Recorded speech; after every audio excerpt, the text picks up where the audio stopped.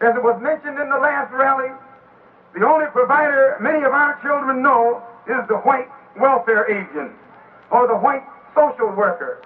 And because of this, many of our children mistake the white welfare agent or the white social worker as their father.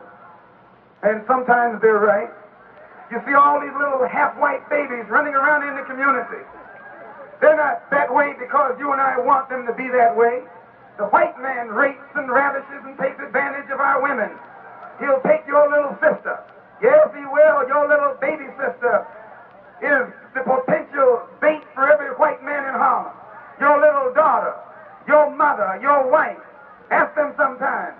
Every time they walk past the white man, he hits on them. He thinks that they're animals that he can abuse at will. This is where you get all these little half-white babies running around the street. None of them know who their daddy is. And all of them think that the white man is their daddy. And as I said, most of them are right. And if you and I, if we don't wake up and keep that white man away from our women, our race will really be destroyed. Keep that white man's claws off our women. Make him know that the best way, yes.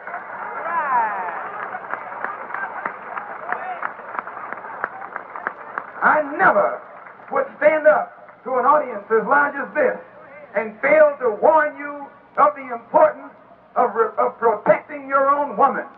You can't go in a white neighborhood and get a white woman. You can't get the white man's daughter in his neighborhood. You can't get his wife or his mother or his sister in his neighborhood. Then why should you let him walk around here in your neighborhood with your wife and your mother and your daughter and your sister?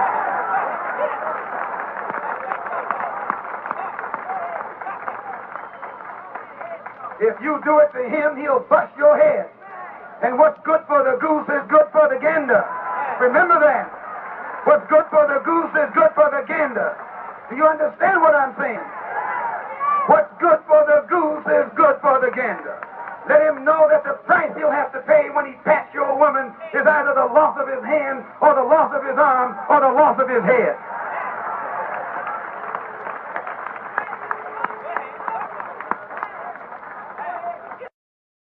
And if you go to jail for taking his head, you went to jail for a good cause.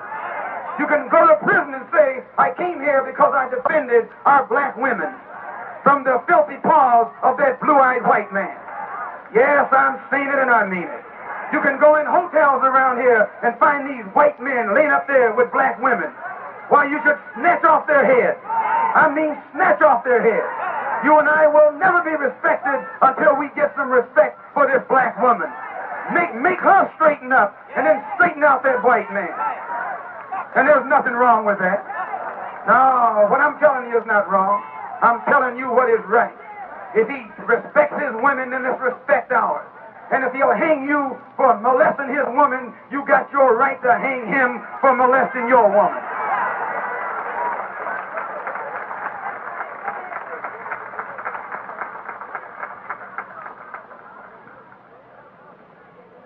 Here in the state of New York, they have a state institution, penal institution for women. 70% of the women in the state prison institution, black women. 70% of the women in that prison, our women. The average age, 24 years old. Why, good God, man, what's happening to your woman? They're making her a prostitute. They're making her a drug addict. They're making her a lesbian. They're making her a harlot. They're making her a trollop. Because you and I won't stand up and be men. A man, when you're a man, you're not afraid to go to jail. When you're a man, you're not afraid to give your life. And when you're a man, you're not afraid to take someone else's life.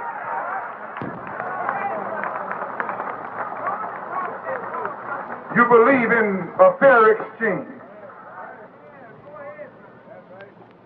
The overcrowded homes of our community force us to live under some of the worst sanitary conditions imaginable.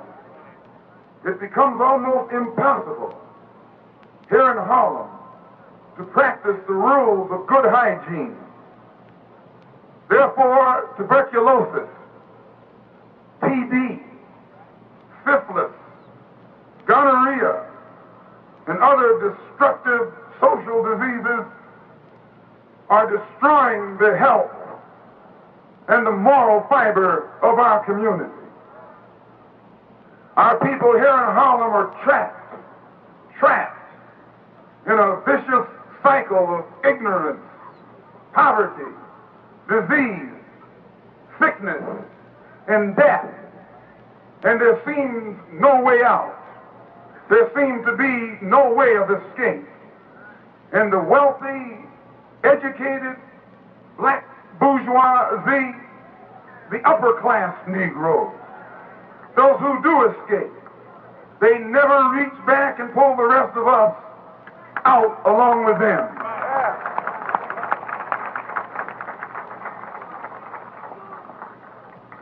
They move up in Westchester with their white friends, with their white liberals, or up in Stamford, Connecticut.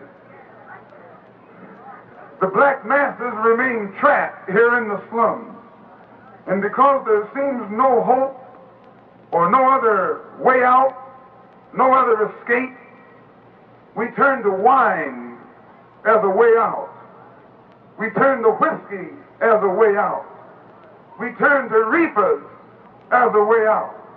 And many of our people here in Harlem, and especially right here in this neighborhood, have turned to that dreadful needle, heroin, morphine, cocaine, opium, poison, nothing but poison. But you turn to it seeking an escape from the misery that the brutality and the deceit of the white man has trapped us in here in Harlem. That's the only way you know of escape.